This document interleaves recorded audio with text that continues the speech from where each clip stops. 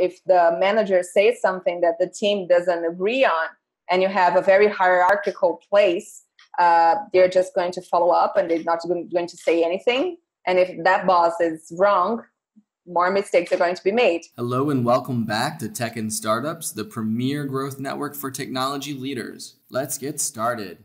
And I had a chapter just to talking about selective process because it's very important stage. If you can enter a company, then how can you be diverse? And there are several things we can do to make selective process a little more efficient towards diversity. And the first one is to believe in potential, even without proof. And sometimes when I say that, people are like, well, you want to hand people over opportunities that they don't deserve. But we already do that. There are several studies who show that if you're a man and you show your curriculum, people will hire you from what you can deliver in the future, and you haven't delivered yet. But if you're a woman, you have to have already done that so that people can trust you to do that. For example, if you have to want to lead a team, but you have never led a team, people will not trust you to do that.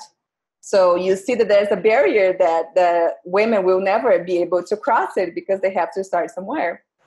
So we have to actually believe in potential without proof for minorities because we already do that with people who are not. Also hire junior analysts. In technology, that's very hard because people usually are looking for deadlines and projects that need to be done. So they think, well, if I hire a trainee or a junior, they were not going to be, I have to teach them and I'm going to be able to work with them. But if we're talking about minorities, that being people who have less opportunity, usually less money, those people sometimes are not, all of them are not going to be ready. They have to start somewhere in order to be ready to be a senior analyst, in order to be a manager. So you have to have junior positions in order to start bringing diversity in. It's very frustrating when I'm in several groups where they are focused on different diversities. And I always post their job opportunities that companies send me. They say, well, we want to hire more diverse people. Can you send this on a group that you are? And I do, but usually they ask you they want people to speak Portuguese, English, Spanish, to have a college degree, to maybe have studied abroad, and to have experience as a senior analyst. So that might be hard if you're talking about a population that has no opportunity from the beginning. Maybe they have access towards schools, towards colleges, and they live they live further from the company. So you have to have junior positions. Also, when we advertise jobs, we have to look for the imagery and the terms that we use. That's not so much the case in English, but in Portuguese, when we say, for example, a developer, you have to have gender on the word. So you have to say desenvolvedor, which is developer for a man, or desenvolvedora, which is developer for a woman. And usually people advertise developer desenvolvedor, which is developer for a man. So how can women feel like they can try that position if you're using a male pronoun? Also imagery. Usually companies don't put a lot of effort or money into advertising jobs.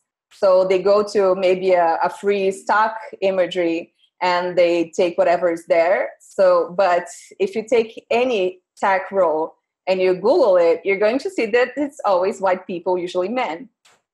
We joke around that if you put like UX designer, there's this one model he's always there. He's the one UX designer where he's going to see in all job advertisements because he's the look or what it means to be a UX designer. And if everybody's using that, and I'm a woman and I'm Black and I'm a junior, I'm not sure if I can maybe apply for that position or not. I'm not going to feel represented, and maybe it's going to bring my self-esteem a little down, and I'm not going to even apply. Other thing that can be done is to standardize questions. For me, that's pretty obvious because I'm a UX researcher. So, well, if I'm talking to 5 people, I want to get a summary of that. I have to standardize questions. But for human resources, that's not so obvious. They let the conversation roll. So maybe someone comes an applicant comes to talk to me, and we have a conversation, and another applicant comes and we have a different conversation. So it's pretty hard to actually make a comparison, because maybe one of them is closer to you because you came from similar backgrounds, and the conversation flows more easily. And you have more information about that person now. So it gets easier to hire that person instead of the one who you couldn't talk about the neighborhood, or you couldn't talk about food because you were so different. You have to talk just about the questions that were written down. So if you standardize the questions, it's way more, you look for more technicalities, and it's actually fair with whoever is participating. Also, when we advertise jobs, we actually have to look on the environments what we are advertising at. So I've seen, for instance, we have jobs that are for trainees. So you have to be studying to enter that job. And people advertise that on colleges that are really expensive and really hard to get in. So if you only advertise there, you already cut a big chunk of the population who don't have access to that college. And when we're talking about technology, is college that important? Because a lot of people just didn't go to college at all, or quit college in the middle or at the end, and they're great at their jobs. But if we have that criteria, we are just actually cutting out people who don't have access instead of people who are good or not for the job. And the interviews themselves can be quite difficult for people. So I've seen and I've participated in interviews that were like a workshop, and they took 4 or 5 hours. So in order for you to participate in an interview that takes 4 to 5 hours, you have to have time on your hands. You have to not be working, and you have to be able to pay to be there, to go and come back and maybe have a snack in the middle. So you're already cutting a lot of people who might not have access to all of that. So I always recommend remote interviews. That makes possible for people who are from different areas, different regions, maybe state or country, to participate. And the person who's participating is not paying to participate. In cities like here in São Paulo, you have it's so big that the areas that are on the further from the center, you can maybe take 2 hours to get to downtown where the companies are. So if you're talking about moving, taking a cab or an Uber or maybe public transportation for 2 hours, it's very expensive to come and go. And people who are looking for jobs, if they're going to one interview, they go to several interviews. So you're already cutting off a lot of people who don't have money for that transportation because it's not remote. And you have to think in alternative hours, because mostly people who have shorter incomes, they cannot just not work in order to look for work. They have to provide for themselves, maybe for their families. So they have to work in order to make a living. And they might be wondering, or they may maybe trying to get a better job or shift to start working in technology. And it's not going to happen if your interview takes time from 9 to 5. You have to actually think in alternative times, maybe at night, maybe on the weekend, maybe in the beginning of the morning. And it's not that hard. I've seen several companies doing it when they're interested in people who are really hard to get, maybe managers who are with a lot of a history working for a lot of companies. They can do remote interviews in alternate times. So why can we not do this for everyone else? Another thing is the test. So people, and mostly in technology, they tend to ask for tests, and I don't think they're necessary. I've heard a lot of people, and this is maybe people don't always agree with that, but I've worked for Todes, the nonprofit I work for 3 years, and we actually open opportunities every 6 months. So, and I always look for people in technology every 6 months for the last 3 years. And we never, ever asked for tests, and we never got people who weren't ready. So I'm also a teacher. So for me, I think it's really easy to come up with questions where you can realize if someone knows or not what you're talking about without actually applying a test. So it is possible. And I've been doing this for the last 3 years. And we never had one person who got in and we realized, oh, maybe this person doesn't know how to do what they say they did. And we also have something here in Brazil, what we call a test. So when you hire someone, the first 3 months, they are like a trial, and it's not a full contract yet. And I think it's perfect if you are so interested in wondering if the person really knows how to do what they're doing. You have those 3 months to test it out without actually asking for a long, very hard test to do, because you cut people off like this. If you have a test that requires maybe the use of Sketch, well, this person needs to have a MacBook. It's really expensive. If the test takes hours to do, this person needs to not work in order to have the time in their hands to do that. As a UX researcher, I've seen tests that actually require you to do research. Research is very expensive to do. You have to pay people to participate. You have to have a location. You have to have a prototype. You have to have maybe a camera to film, a cell phone to test it, another cell phone if you have different prototypes. So it's not a cheap thing to do. And if you ask that in an interview, you're going to just get people who don't have the money for it. They're just not going to participate. Another thing is to never assume gender. And that's specific for LGBT people, but it works for other people as well. You should always ask. I wonder, I think we can all imagine to go to a job interview it is a tense situation. You're already worried, and you spend the whole time being called a different gender. So you're not going to perform the same way as other people. And I've never seen someone being offended of being asked, well, which pronoun do you prefer? Because if you ask, you're not going to make a mistake. You're going to use whichever pronoun that person tells you. If you don't have an accessible location, that's another thing. And when I say accessible, I mean for people with disabilities, but also for people who maybe just have different limitations. Let me give you an example. If a person is in a wheelchair and you can only get to your company where the interview is going to take place on an escalator, well, this person will not participate in their interview. If you have maybe very fancy chairs, but they are very small, so fat people, if they sit there, they're going to be uncomfortable the whole time, or they're going to harm themselves. They're going to be bruised, or they will not be able to use that chair at all. So that person is not going to be able to participate in the interview as well. And for sure, if they do participate, it's not going to be the same as people who didn't have that difficulty. Other thing that is very important is to eliminate exclusion criteria. And that's very common to have criteria that just exclude a lot of people. And they tend to be very harmful to diversity.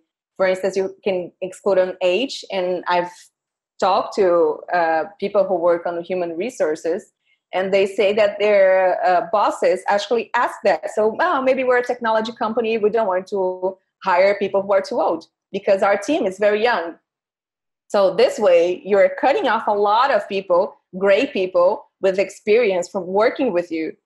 Some people say, well, since we have a lot of applicants, we're going to look for people who live close by because it's going to be easier for them. We will be able to depend more on them because they can come here whenever. But usually companies, mainly technology companies, they tend to be on areas that are the rent, it's really high. So if you take distance as an exclusion criteria, people with less money are going to be cut out from that with that elimination. Also, as I said, college education. College is really expensive in any country, even here in Brazil where we have public colleges, they are free. So technically anyone can take part in them. But in order to get in, you have a test. So in order to pass that test, you have to have gone to a really good school. And then good schools are expensive. So when you put college education as an exclusion criteria, you are cutting off diversity. Another thing is the second language. That's very common here in Brazil. I'm not sure if that's common on other countries, but it tends to ask for English on companies that all the clients are here from Brazil, all the employees are from Brazil. So why do you need English? But they ask that. And that's also another way to cut diversity because it is a course that you have to take on extra hours maybe, The English that they teach on schools is not that good. So you have to have money and time for that. Also, when you think about diversity, people usually think on marketing areas, design areas, and maybe customer service. And the reason being because we have this image that design and diversity, we have different people, maybe with crazy colored hair and a lot of tattoos. So if you have people with crazy colored hair and tattoos, LGBT people will be okay in the middle. And maybe a black person, it's okay. Maybe a person with disability, because everybody's different here. It's a rainbow. And when we look at customer service, they're usually the jobs that pay less, and they're more entry-level jobs. And so you put diversity there, but you don't look to the rest of the company, because it's just easier to do it this way. When you're talking about maybe accountant or law, those are area, or engineering. Those are actually fields which are less diverse, and it's harder when you get there to defend that you have to do so. So I always say that, great, if you only between nothing and marketing and customer service, well, if you just have customer service and marketing, that's better. But it shouldn't stop there. You should try to put diverse people in other areas as well.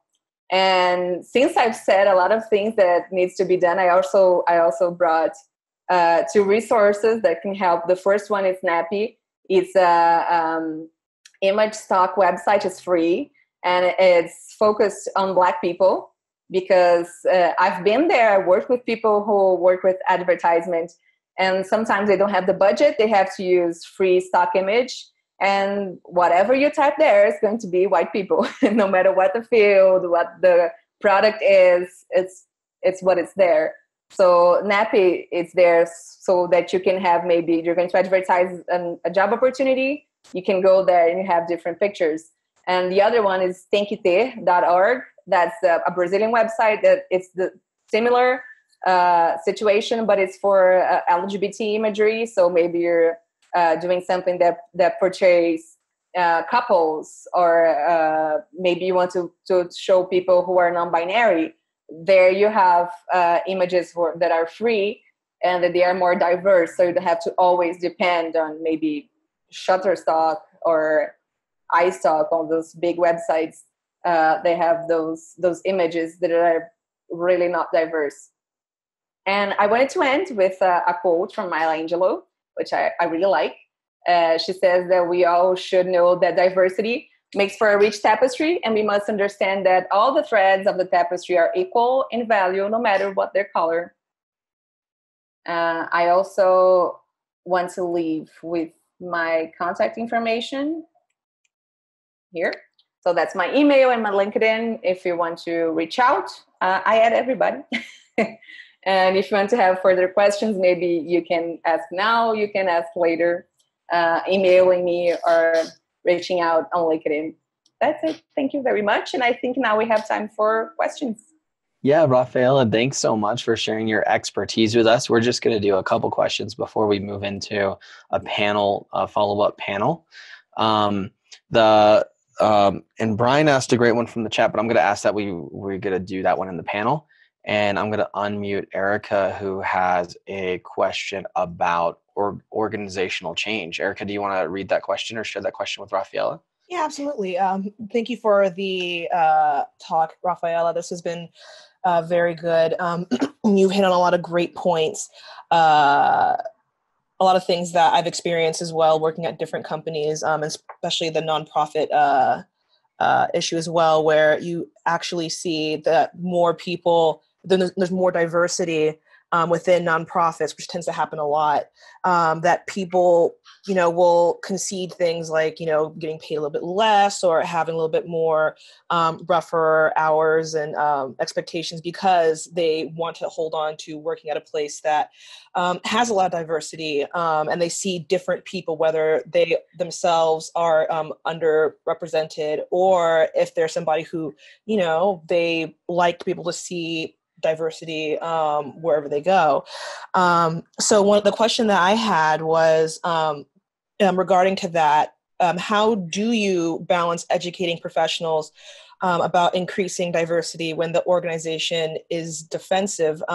Because some organizations do know that there is a problem when they look around, they do the neck test, like you were saying, and they see that, well, we only, in a lot of our organization and our leadership, we only have 2 different, types of people stamped across the board, and the people who, are managers and things like that, same way.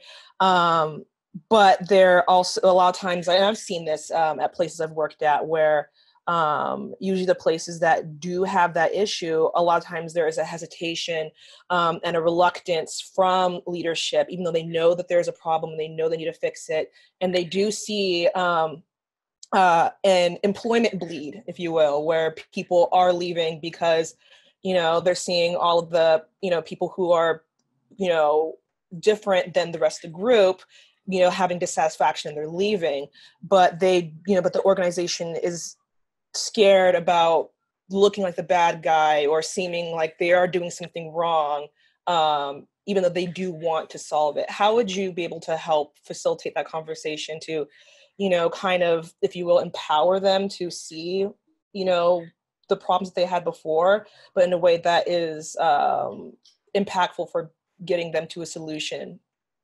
I've seen this in several companies. Since at Toges we have several projects, and one of them is consulting. So we go to companies which have that issue. They are thinking on ways of solving it. Maybe they're already trying to, but they're not being able to, or they don't want to get make greater efforts. And what I've seen is 2 things, actually. Sometimes it comes from a place of ignorance, and that's a little easier to solve because you just have to bring information if you have access to all those people. Usually companies, they have a newsletter, they have events, usually focus on the areas where you work. So for instance, I work at a bank. We always have events talking about fintechs or financial news services and laws. So if we have those events and newsletters going on, we can put great information there to solve the ignorance problem. But I've also seen companies, sometimes people, they don't want to be blamed. And they would want to say, well, in that case, you were racist because you could promote 2 people and you promote this one and not that one. And this specific situation, it was based on ethnicity. And people don't want that. And they will be very defensive of that, because when you have a specific situation, they try to bring out other reasons. And it's always a hard conversation to have. So what we've been doing in companies on those events is always bring a third party. And that's where the nonprofit I work really tends to go. Because when you're talking about people in a hierarchical different situations, so maybe one is a boss, the other one's a manager, it's always hard to open up. So if the manager says something that the team doesn't agree on, and you have a very hierarchical place, they're just going to follow up and they're not going to say anything. And if that boss is wrong, more mistakes are going to be made. So if you bring a third party, maybe a consultancy agency, a nonprofit, we tend to make events with promoting a safe space. And that's important because there are companies who care about it, but they don't know what to do. And maybe some companies, they don't care at all. If they don't care at all, there's not much that can be done. I would just say maybe leave. But the ones that are actually caring about it and they want to do something, but they have this conflict where they don't know what to do, they just have the desire. It's very important to create safe spaces where people can open up. Because sometimes if you're, as myself, reading about it and you're going to a lot of events, the conversation is really evolved. So you're talking about subjects that those people maybe don't know that exist. So you have to go a few steps back and start from the beginning. And maybe you have to have those conversations when you say, well, maybe this exists. So it's very in the beginning of the conversation about diversity. But it has to start somewhere. So I've seen events where we create, for instance, one activity where people would write down on Post-it notes what their prejudices were, the ones that they knew they had, and it was anonymous. So they would write it down, they would put it on a pile, and we put it on a wall. And I've heard things about this type of activity where we saw they read things that were just so blatantly prejudiced that you see that maybe you have to start working on the beginning. You have to show, well, everybody here is a human and everybody is worth the same. So it's very on the base. And if people have this kind of belief, they're not going to share it because they know it's wrong. But since they are not able to share it, they can change it. So what I've heard from people who do this, I'm not exactly on this consulting at Todes. I'm on a technological area, which we have an app. But people who work in consultancy, they've told us examples, once in a company, where one of the Post-it notes, they say, well, I am prejudiced about Black people's smell. That's so ancient. When we talk about racism, we're not having this conversation. We're to evolve to have this kind of conversation. But if there's one person with an important role in a company that believes this kind of things, we need to change that on the beginning. And that's the hard part. So we maybe have to bring historical information to see why do we have this belief, how it was constructed, so we can deconstruct that. There's this famous story here in Brazil where people used to believe that you couldn't drink milk and eat mango at the same time. And a lot of elderly people believe that. And if you go to look for the origin of that, it's actually because when you really have plantations and slaves, they would be really underfed. And they would go to the cows and take the milk from them. And they would go to the fields where you have mangoes, because mango here is something that just grows everywhere, and they would eat it. So the people who owned them, they invented that, and everybody who they found out that did that, maybe took the milk and took the mango, they would either kill that person or heavily beat. So that's the origin of that. Till today, you can find people who believe, no, if you take milk and mango together, you're going to be sick.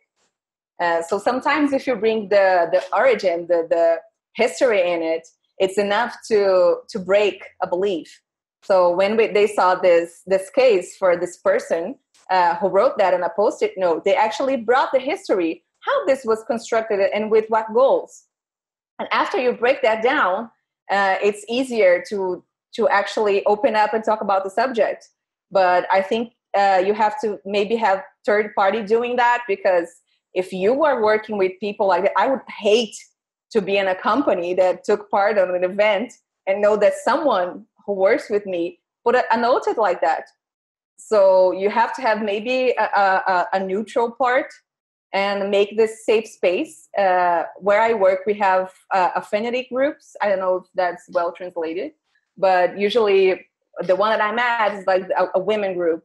You have LGBT groups, groups that are just for people with disabilities, just for Black people, just for Asian people, so that they can meet in their environment, because sometimes companies are so big and they have so small representation that maybe they're in different areas and don't know each other.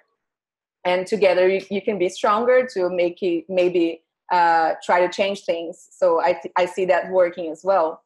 But I think that when you have a lot of prejudice somewhere, the safe space is the thing that matters the most, because we are in a world that is going towards more diversity everywhere, and people are really struggling to follow that. Some people from ignorance, for just maybe lack of interest, but they are struggling. So you need that safe space and empathy also with the person who is harming others, so that this person could change. If you just come out pointing out and showing that the person did wrong, maybe the person committed some prejudice against someone, that person's going to get defensive. And although maybe it would feel really good doing that, if you want to be constructive, I think usually what works best is looking for safe spaces of some sort. Rafaela, thanks so much for that answer. And thanks, Erica, for the question. And I want to thank you again, Rafaela, for presenting this to us and bringing us so much insight. I've got a lot of notes here, and I was really surprised by the similarities between some of what's happening in your city and what's happening in the other cities around the world. It really meshes with some of the experiences I've had or heard about in the Bay Area in California and Silicon Valley. So it's wherever you go, it's a similar world, huh? Globalization. Absolutely. We've gotten some fantastic insights on strengthening your team. But what about other ways you can strengthen your team? I've assembled an 8-page guide on the 4 quadrants of strengthening your team with key insights from more than 11 veteran tech team leaders. To get yours, grab the link below this video. I'm so glad you joined us today. If this video was helpful, give it a like. Go ahead and subscribe and hit the bell so that tech and startup videos continue to show up in your feed. I'll see you in the other videos.